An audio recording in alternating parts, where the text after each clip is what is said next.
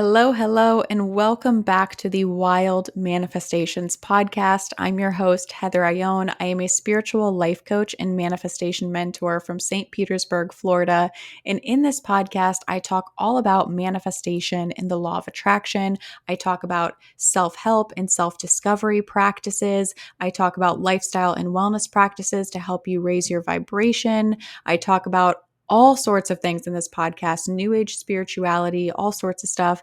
Basically, I created this podcast to provide you with the tools and the insights that you need to help you step into your highest self, step into your power, live your life's purpose, and become a deliberate creator of your life rather than being at the mercy of other people, situations, being at the mercy of your negative emotions that come up and just sort of watching your life unfold before your eyes and thinking that you can do absolutely nothing about it. I want you to come away from this podcast knowing that you are a deliberate creator of your life. You are here to create the life that you want, and you are here to fulfill your life's purpose.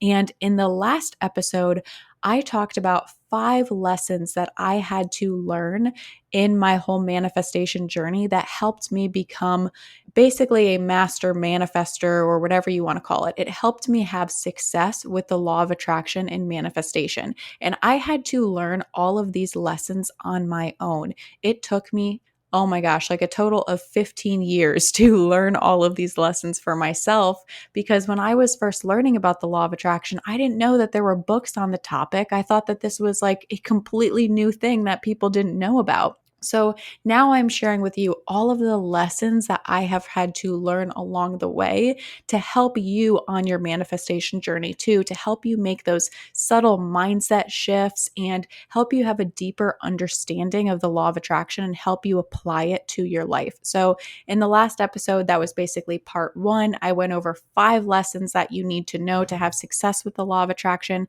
And this is part 2. And this is probably going to be a 3-part series, but I'm sure, the more this podcast goes on, I'll have even more lessons to share with you. So when I was first creating this list of lessons that I learned that helped me with my manifestation practice, lessons that I had to learn on my manifestation journey, I wrote a total of 15 items, and I talked about 1 through 5 in the last episode. And right now I'm actually jumping ahead to my 11 through 15, even though this is part number 2, because these last 5 are just so juicy and so powerful and so potent and so freaking helpful that I was just so excited to talk about them. So anyways, let's get into the podcast.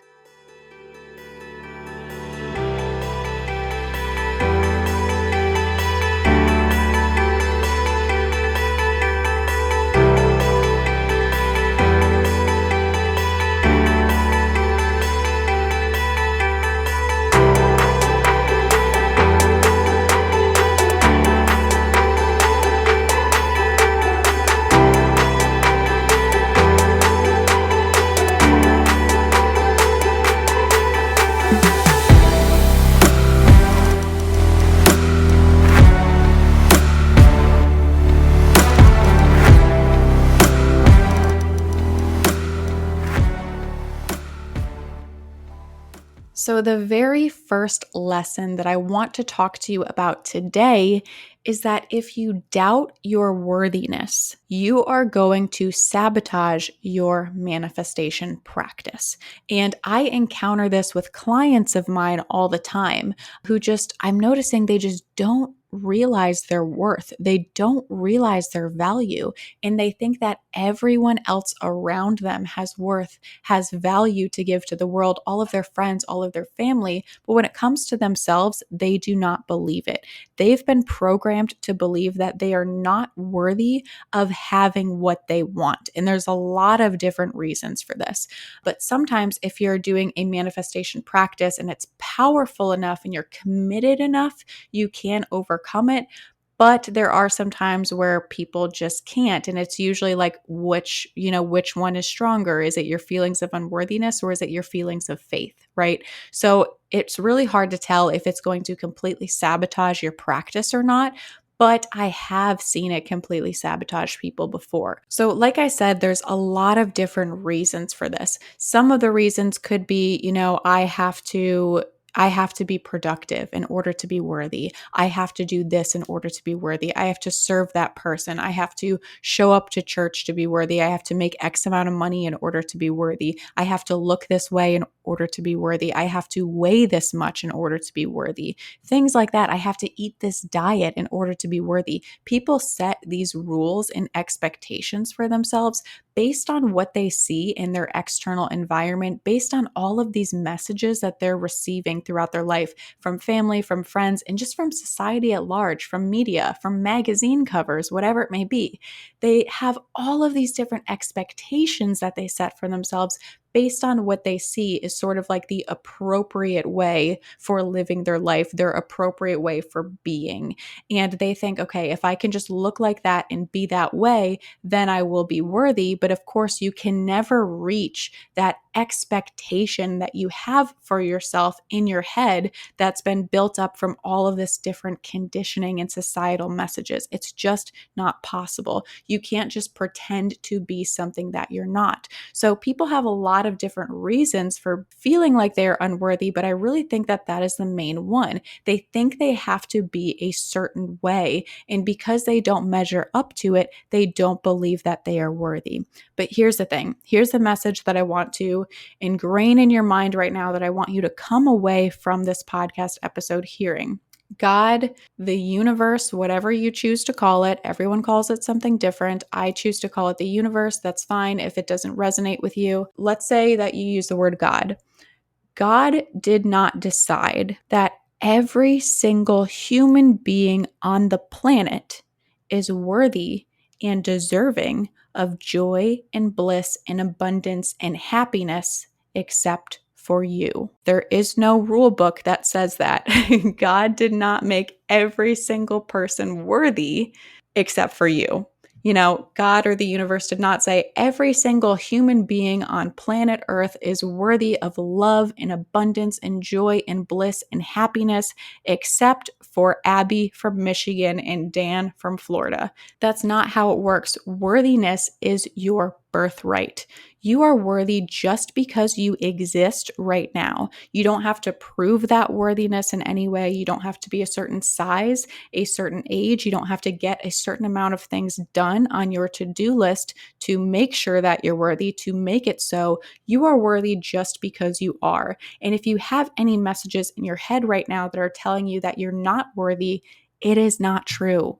No matter how loud that voice is in your head that tells you you are not worthy, that is nothing but a conditioned and false belief. It is not true. You are worthy just because you exist. So oftentimes you have to get to this point of understanding that you are worthy of what you want, that you are worthy as a human being to bring the things into your life that you want to manifest into your physical experience. Because if you don't feel worthy, if you feel guilt and shame and whatever it may be for having material possessions or for having abundance, you're almost like repelling it. It's almost like you're like, ugh, get it away from me. Like it's going to make me feel horrible. No matter how much you want to manifest a certain amount of money, a certain job, a certain title, material possession, whatever it may be, if you have these deep-seated feelings of unworthiness and you have these feelings of guilt and shame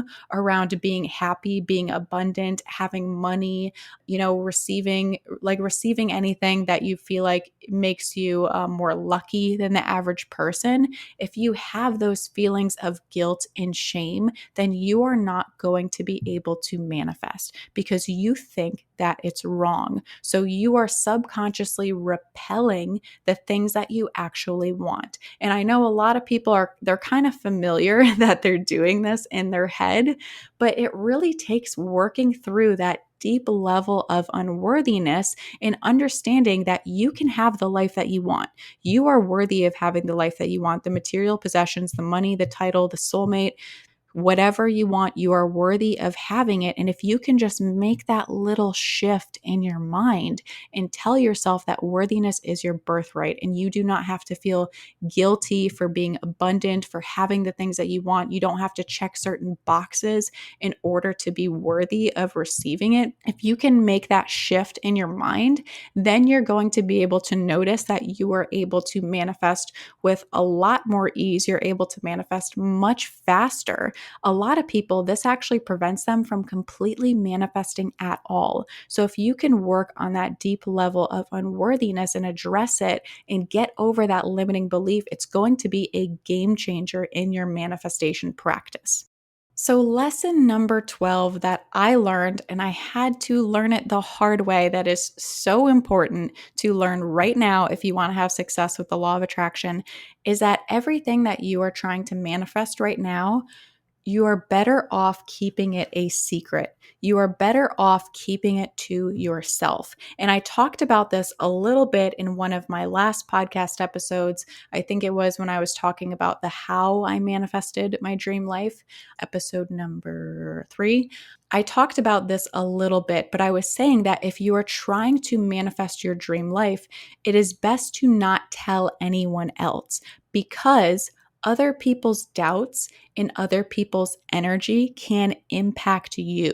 Just like how you are a creator of your life and you are putting energy out into the universe and you are manifesting what you want, you are a deliberate creator, so are other people. So if someone really doesn't like you, if they really doubt you, if they really doubt manifestation and the law of attraction, whatever it may be, they don't want you to have those things, it is a good idea to not tell that person.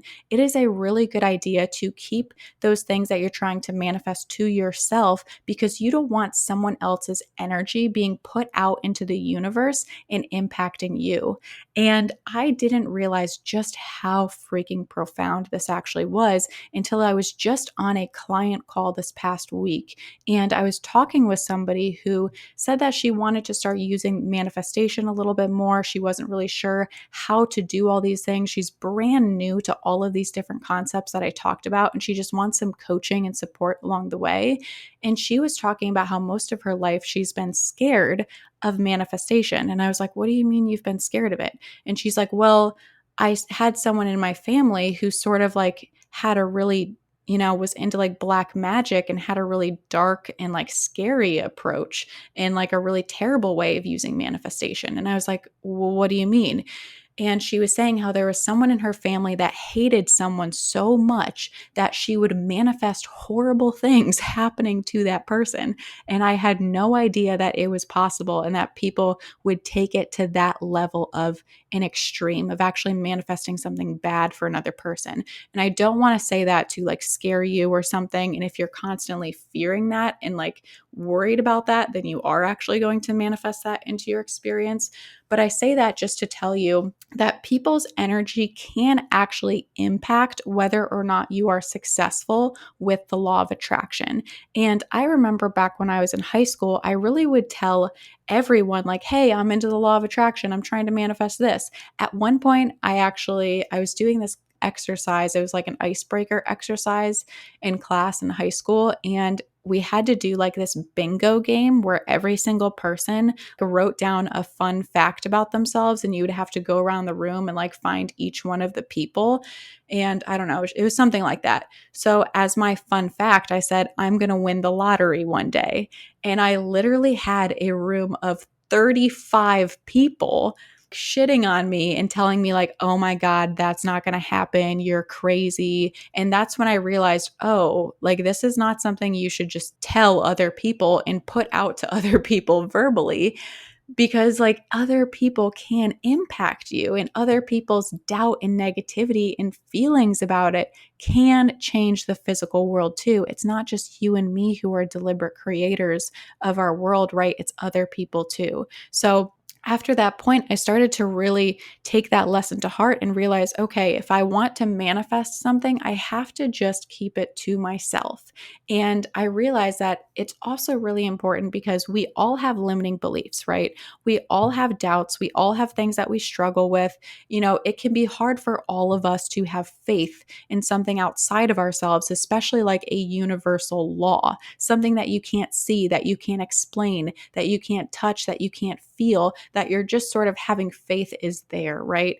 It could be really hard to put your faith in something like that. So, the things that we're trying to manifest can be really delicate because we're trying to deal with all of that as just imperfect human beings. So, I didn't want anyone else's energy making it any harder for me to manifest what I wanted because I'd had experiences with my family not believing me with these things, and I've had experiences with friends not believing me with the law of attraction. So I really adopted this lesson like, okay, you have to keep this to yourself.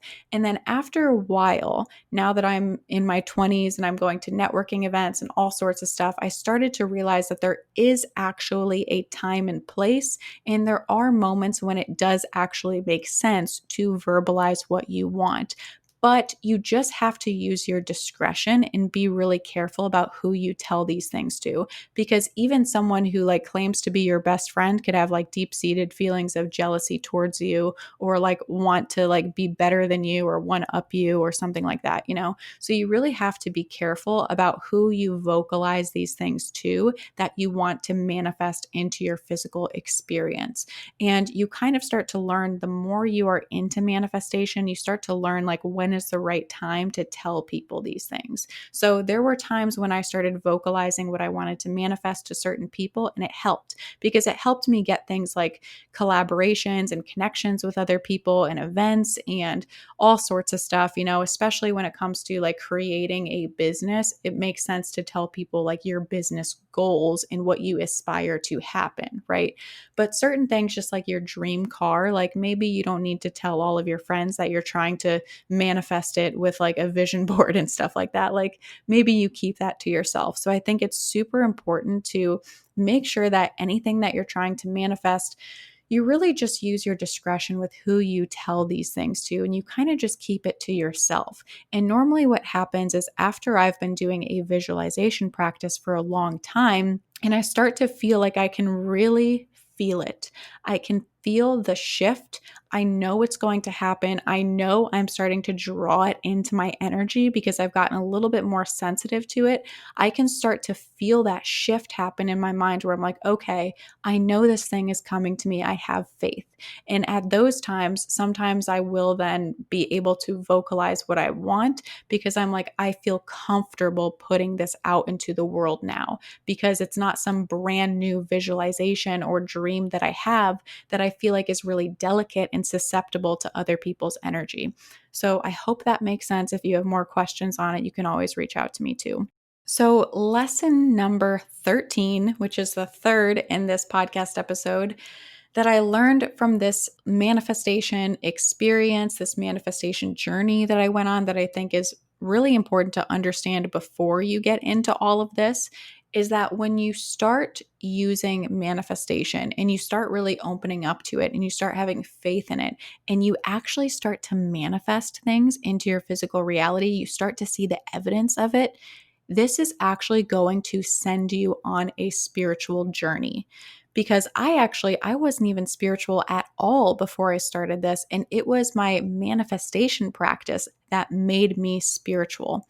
Because once you realize that there are universal laws at play, and you actually witness the power of your thoughts creating your reality, it's going to send you on a spiritual journey. It's just so profound. It's so powerful. You're going to have so much faith in a higher power after this. And you're going to start to be more hungry for that new age spiritual content. And it was all because of my manifestation journey that I started to believe in a higher power, that I started to believe that I had a soul's purpose. I started to believe that my dreams were actually meant to be fulfilled. I started to learn about yoga. I started to learn about chanting, meditations, affirmations, wellness practices, mindfulness. I started to learn about how to open your third eye. I started to learn about how to connect to spirit guides. I started to learn about things like oracle cards and even holistic medicine and things like essential oils. It really just sent me on this entire spiritual journey and also a personal growth journey because I witnessed something that was so profound that it really gave me sense in a higher power. It really made me want to evolve. It made me want to find my passion. It made me want to find my purpose. It made me really hungry for more spiritual content and self-improvement content and self-development content. I wanted to better myself. I wanted to expand. I wanted to grow. And a lot of people see this change too. They start out being super interested in manifestation and the law of attraction. And then all of a sudden, a couple years later, they've gone on this crazy spiritual journey and they're doing spiritual retreats in Bali and journaling every day and doing yoga and juice cleanses and all this stuff because it just opens up this whole other world to you. So once you start seeing success with it, do not be surprised if your interests change, if your passion changes, if you want to surround yourself with different people, if you're noticing that you are being a slightly different person, honestly, because this is going to give you so much faith in a higher power that it's going to actually encourage you to go on this spiritual journey. It's going to encourage you to better yourself. It's going to encourage you to grow. So this can be such an eye-opening practice too. And that was not something that I was expecting when I started my initial interest in manifestation. When I first started, I was like, oh, I'm just going to use this to get what I want. It was all ego based. And now that I've actually gotten those things, my attention has kind of come away more from just the basic material possessions. And now my attention is really focused on spiritual growth and involvement. And I'm sure that the more I do this podcast, you'll start to maybe see more of that content coming in there, a lot more stuff about spiritual growth and involvement because I'll have, more shifts and more insights and more tools to give you on that journey as well. So that is something that I want you to kind of keep an eye out for. I don't want you to feel any pressure to go on a spiritual journey. If you're brand new to manifestation, I don't want you to feel scared that manifestation is going to change you into a completely different person or you're going to step away from your current spiritual beliefs. I just want you to know that this is going to open you up to a lot more possibilities and it's probably going to open you up to a lot of personal growth and spiritual growth in the future, which I just think is so beautiful. It's such an unexpected and wonderful part of this universal law. So, lesson number 14, or number 4 in this podcast episode, that I really want to share with you is that sometimes I am super into manifesting and other times I am not.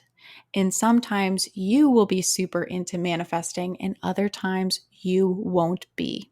And I think it's so important to express this because I want you to know that it is okay if you stop for a while. It is okay if you lose your interest in manifestation for a week or a couple months or something like that, because we all go through waves, we all go through cycles, we all go through phases. I don't do my visualizations and actively work to manifest all of the time. I kind of go through waves with it. Sometimes I stop for a while. Sometimes I'm focusing on more spiritual stuff instead. Right now, I am super immersed in spirituality, in channeling, and oracle cards, and all sorts of stuff like that I won't get into right now. But I think that this is important to share with you because I recently got asked a question: how do you stay motivated all the time to do your visualization practice? I've actually been asked this a couple different times, which I just think is so funny. It's such a humorous question to me because the truth is, I don't. I don't stay motivated all the time. I am a human being just like you are. Obviously, I'm not motivated all the time, we're not human doings, right? We're human beings. So I am not going to be motivated 24/7. I have phases, I have cycles, I have waves. I get obsessed with certain things 1 minute and then all of a sudden my attention shifts and I'm obsessed with something else for the next week, That just happens to me sometimes.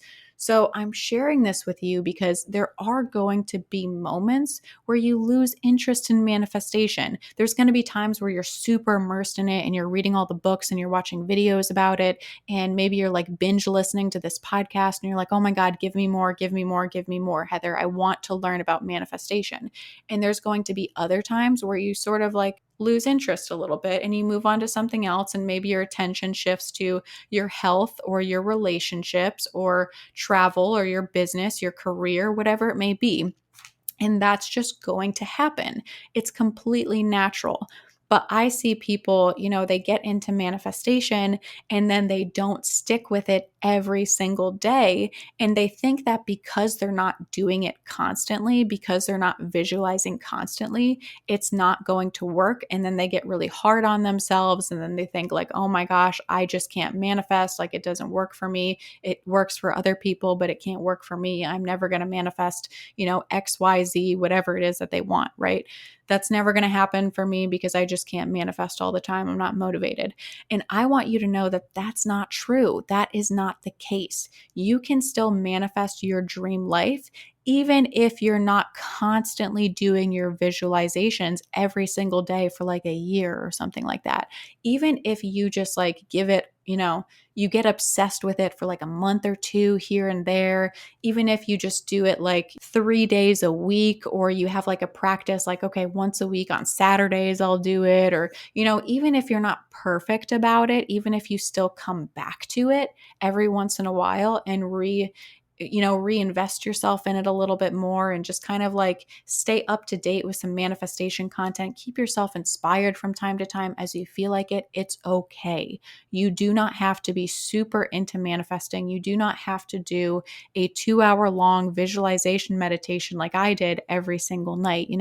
Manifesting can still work for you even if you're not perfect. You do not have to be a perfect human to make this work. I am far from perfect. Anyone who knows me can tell you that. I am not a perfect human being.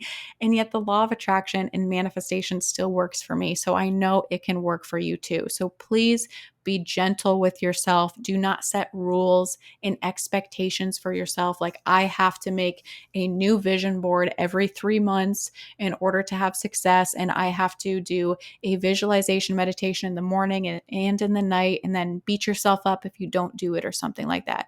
This can change. And also, I think it's important to share here that your manifestation practice can change too. Mine has actually changed quite a bit. Sometimes I am super into doing my visualization meditations, and other times I start to shift a little bit. Sometimes I start to do more journaling, more scripting. Your manifestation practice can take on different practices, different ideas, different techniques. It doesn't always have to stay the same, because you'll find that certain practices might work better for you at certain times in your life and other times they don't. Like, for example, in my story, when I was talking about like how I was able to manifest my dream life, I talked about how one of the things that I did was I made a digital vision board on Pinterest, and I would look at it all the time throughout the day when I was working. But since then, since that summer, I've constantly tried to make digital vision boards on Pinterest and do the same thing that I did, but I can't do it. I literally cannot remember to go on and look at a Pinterest board on my phone throughout the day. It just doesn't happen. I don't know why. I can't remember to do it. So that technique doesn't actually work for me anymore. Now I have to use a different technique, but I still create different digital vision boards. It's just in a slightly different way. So do not set rules. Do not set expectations for yourself. Like, I have to do it this way. I have to do manifestation at this time, and I have to do it this frequently. It can change. Your manifestation practice can be very fluid. It can change based on your interests, based on your lifestyle. The important thing is that you just continue to come back to it every once in a while, but you do not have to be perfect in any kind of way to make manifestation work for you. So, the last lesson that I want to share with you today that is so profound, that can really help you when it comes to using the law of attraction. I mean, it is huge. This is a big one. This is why I was so excited to record this podcast episode today, because I mainly wanted to talk about this. The last lesson that I want to share with you today is the importance of tapping into play pleasure and joy when you are trying to manifest things into your life. And this is actually a brand new lesson for me that I literally just learned to embody. I just made this shift in my life and I just started to integrate this in my life this freaking week. Just this week. Or actually, was it last week? I don't know. It's been it's been like less than a week since I started to embody this practice, but it is so powerful. It's so profound. And it took me so long to actually make this change in my life, to actually tap into play, to tap into pleasure, to tap into joy in my daily life. Because here's why. I was raised, and I know there are probably a lot of people out there who are raised very similarly, especially if you were raised in a very, religious household too. I'm sure there are many people who share this experience in one way or another.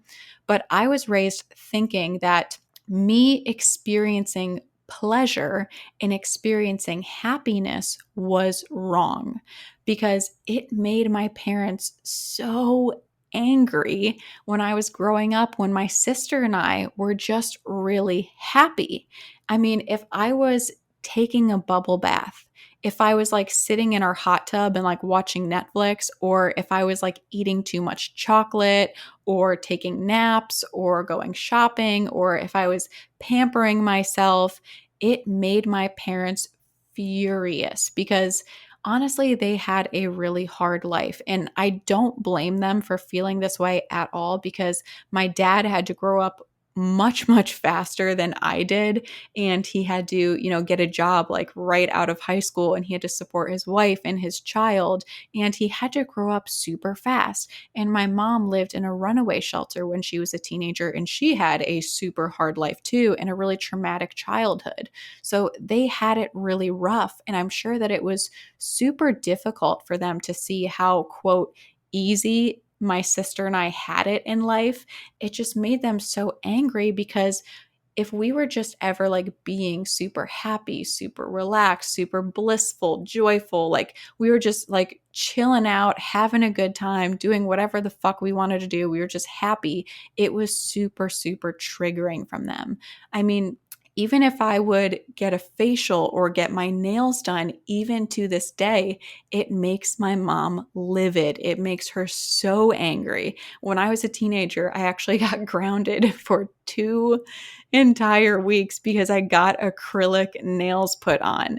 And even last year on my birthday, I'm about to turn 25, but last year on my birthday, I was turning 24. My mom called me to tell me happy birthday and she asked what I was doing to celebrate that day. And I told her that I was going to get a massage. And her response, I will literally never forget it as long as I live. She goes, "Oh, Heather Kardashian over here." That was her response. She was so mad. I mean, 24 years old, I got a massage on my birthday with my money. And it made her mad and it made her angry. And honestly, I find it humorous now, but I did not used to find it humorous when I was in high school. This used to drive me crazy and it made me feel so bad. And it made me feel angry that like me taking a bubble bath or getting a facial or like painting my nails could infuriate someone so much because then I would get angry because I was like, why are you getting mad at me for just living my life and doing what I want? And it was so upsetting for me, but now I just find it funny. But the point is, when I was a child, I had been through all of these experiences constantly. I mean, every single day, every single week, I had been conditioned to believe that me being happy, me being blissful, me being joyful, me just pampering myself or anything like that was wrong. So even as an adult in my own house that I share with my boyfriend, I'm a business owner, I'm a homeowner. If I sunbathe in my backyard or if I take a bath or anything like that, I feel this overwhelming sense of guilt. I feel like it's wrong. I feel like I should feel shame and guilt. I feel so badly about it. So even though I'm like like slightly enjoying myself, it feels so uncomfortable. It feels so wrong.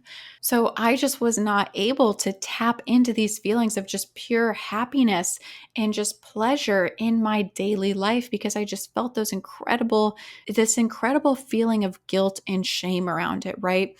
So I also have my own coach and my own mentor, which is super important. Honestly, everybody should have a mentor in their life, but I have my own life coach too. And she is a huge advocate for tapping into play, tapping into pleasure. She's honestly all about it. Like, that is her number one message that she constantly hits home with to everyone on her social media, all that kind of stuff.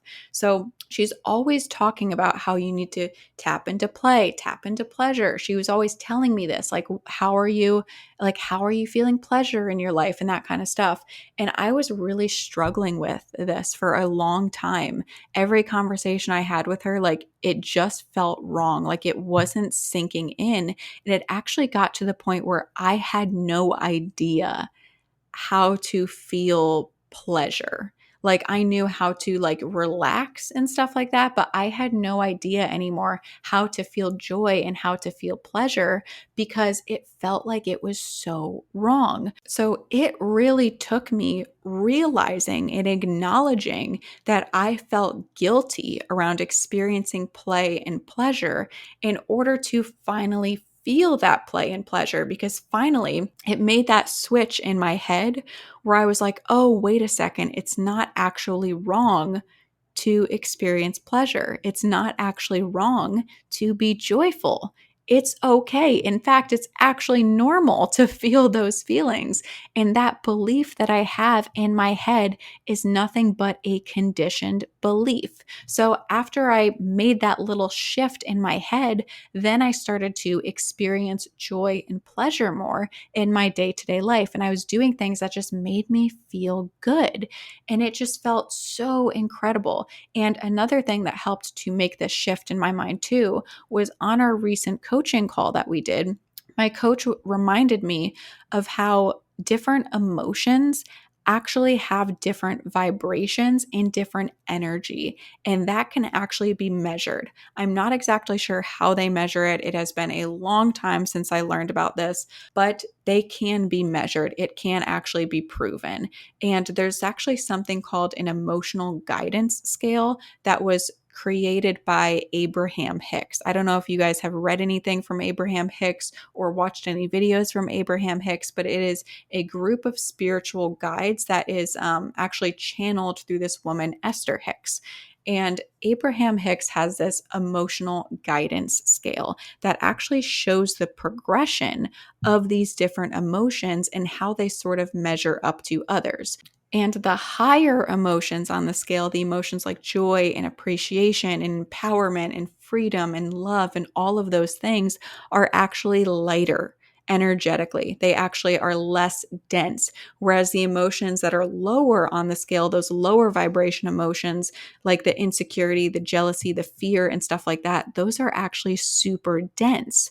So the lower on the scale, all of those feelings that you're encountering down there, those feelings like anger and jealousy and rage and despair and fear and all of those types of emotions, those are super dense. So when you are feeling that way, your energy is super dense. So the reason why I'm bringing all this up is because the higher emotions on the scale, the lighter emotions that we feel, they actually allow things to flow into us and flow into our life much easier. So the closer we are to joy, the closer we are at the top of the scale, the more easily we actually attract what we want. And this is why I don't know if you guys have heard the phrase before that you need to be an energetic match or a vibrational match to what you're trying to manifest. That's what it means. Your emotions have to be high vibe. They have to be higher up on the scale so that they are in the same frequency as what you want to manifest, and so that you feel lighter and that you are better able to draw those things into your life and things can flow more easily into your life. So I'm going to quickly read over this scale for you if you're unfamiliar with it. It's a scale of 22 different emotions. The first one, the highest up, the lightest emotion, where you want to be, is emotions of joy, appreciation, empowerment, freedom, and love.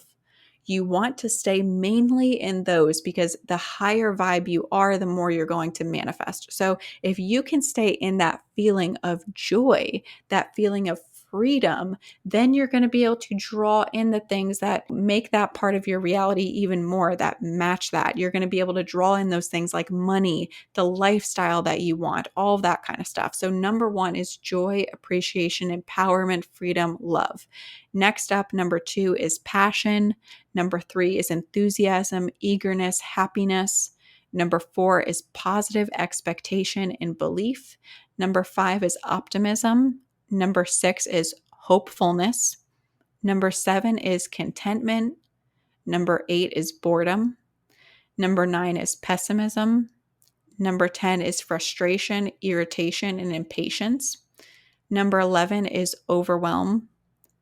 Number 12 is disappointment. So you'll notice we're starting to get further and further into those really unpleasant emotions, and each one is a little bit worse than the others. So number 12 is disappointment. Number 13 is doubt. Number 14 is worry. Number 15 is blame. Number 16 is discouragement. Number 17 is anger. Number 18 is revenge. Number 19 is hatred and rage.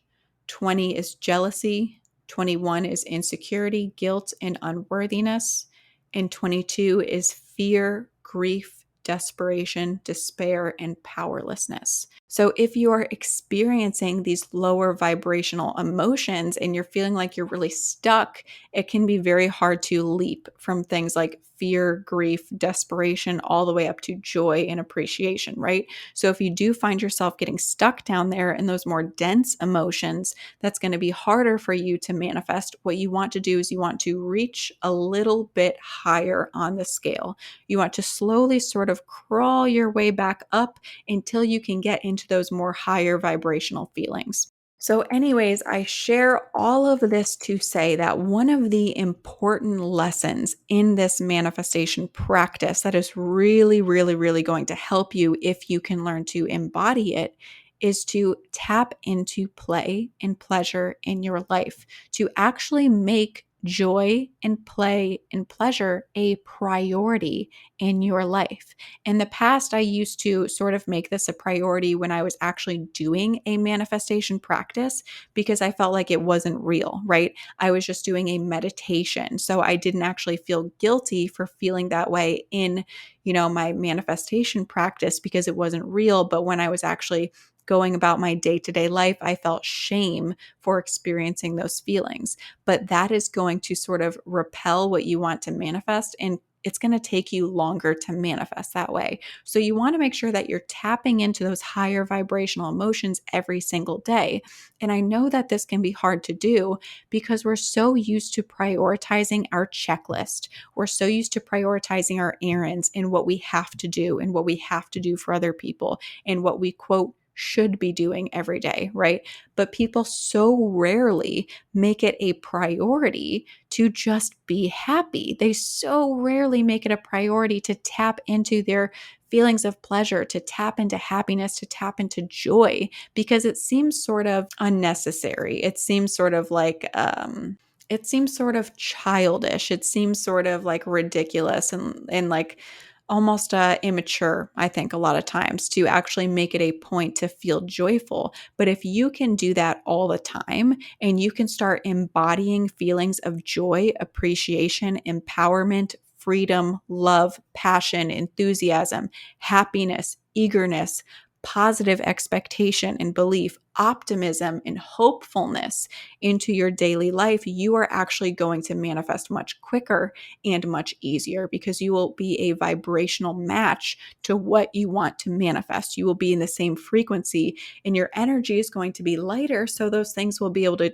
flow into your life so much easier. Whereas if you're coming from this really dense, low vibrational place, it's going to repel what you want. So I know that number 15 was super long. The last lesson in this was so long, but I think it is so important because I know that this took me a very, very long time to embody. I only was able to embody this tapping into play and pleasure in the past week. And from working with all of the other women who my coach works with, from having other conversations with like my clients and my friends, I noticed the same pattern. It wasn't just me. It wasn't just me that felt guilty for being happy, who felt guilty for feeling blissful and feeling joy and stuff like that in their day to day life, which is such a shame. And I know that this is a feeling that particularly plagues women. So if this is you, I need you to please allow yourself to understand that it is okay for you to experience play and pleasure. It is not wrong. And if you have that belief stuck inside your head that it is wrong for you to do what brings you happiness and joy for whatever reason, because your parents don't want you to, or your spirituality says that, you shouldn't experience happiness and pleasure or whatever it may be, that is nothing but a conditioned belief. It doesn't mean that that is true. Just because another person told you that does not automatically make it so that you cannot feel pleasure. It doesn't mean that they are right. So I want you to come away from this podcast episode understanding that one of the big takeaways is just allowing yourself to feel those emotions all the time. You don't have to feel those emotions only when you are doing a manifestation practice. In fact, it is way more powerful and way more helpful if you allow yourself to feel good all the time, every single week, and you do whatever it is that brings you joy in your life. Could be a yoga class. A lot of my girlfriends, they're obsessed with dancing and they love to evoke feelings of joy through dance. For me, it's bubble baths and sunbathing. It could be meditation, oracle cards, whatever makes you feel super blissful and makes you really happy. Let go of the guilt, let go of the shame, let go of the to-dos, and allow yourself to tap into those feelings of play and pleasure and bliss right now so that you can start manifesting even more of that into your experience. So anyways, I hope this podcast episode helped you. My hope is that you can just take a couple little nuggets from this podcast and introduce them into your daily life. And I hope that it also helps to create a subtle mindset change here and there. I hope that one of these insights, one of these lessons can really stick with you and you can start to embody and believe and make that mindset shift in your daily life so that you realize that you can have success with the law of attraction, and so that you realize that you can step into your power and become a deliberate creator of your life. So I truly, truly hope that one of these lessons helped you and was something that you maybe hadn't heard of before, maybe hadn't thought of before. If you have any questions, please shoot me an email or connect with me on Instagram. My Instagram is at heather.ione, I-O-N-E, and my email is heather@heatherione.com. You can always reach out to me for one-on-one coaching, or you can reach out to me if you have any questions, any comments, any content ideas. If you need more explanation on a topic like this, I would love to get in touch with you. Real quick before I take off, though, I do want to go over these 5 lessons one more time in case you might have forgotten them. The first one that I talked about today is that if you doubt your worthiness, you are sabotaging your manifestation practice. If you feel like you are someone who is not even worthy of having the things that you want to have, then you are basically repelling it because you're telling the universe, oh my God, I don't want this. I shouldn't have this. I don't deserve this. So you're putting those thoughts out into the universe. And a lot of times for some people, it is actually powerful enough to completely override their manifestation practice because their belief in their feelings of unworthiness is stronger than their beliefs in their manifestations and stronger than their faith in the law of attraction. So I want you to know that God, the universe, whatever you call it, did not make this rule that every single human being on the planet is worthy of having abundance and joy and manifesting the life that they want, except for you. that rule does not exist. So the first lesson was, if you doubt your worthiness, you might sabotage your success with manifestation. So you have to address those feelings of unworthiness first. The second lesson that I went over is that it is best to keep what you are trying to manifest a secret, especially if it's sort of a new visualization that you're starting to incorporate. It might be something that you've been dreaming of for a long time, but you just now started to really use manifestation practices. If you are new to this, it is best to not just exclaim to everyone that you're trying to manifest, however much money or, your dream car or whatever it is, because you don't want other people's energy and other people's beliefs and opinions projecting out into the universe and determining what could happen to you. So it's best to really just protect that energy and keep it to yourself. Of course, there are times that you can vocalize these things, but it's just best to wait a little bit and then use your discretion with who you vocalize these things to. The third lesson that I went over today is that the law of attraction and manifestation, particularly once you have success with it, is going to send you on a spiritual journey, because once you have proof in the law of attraction, once you actually witness the power of it in your life, once you actually see that there are universal laws at play, it opens your eyes so much and it gives you so much faith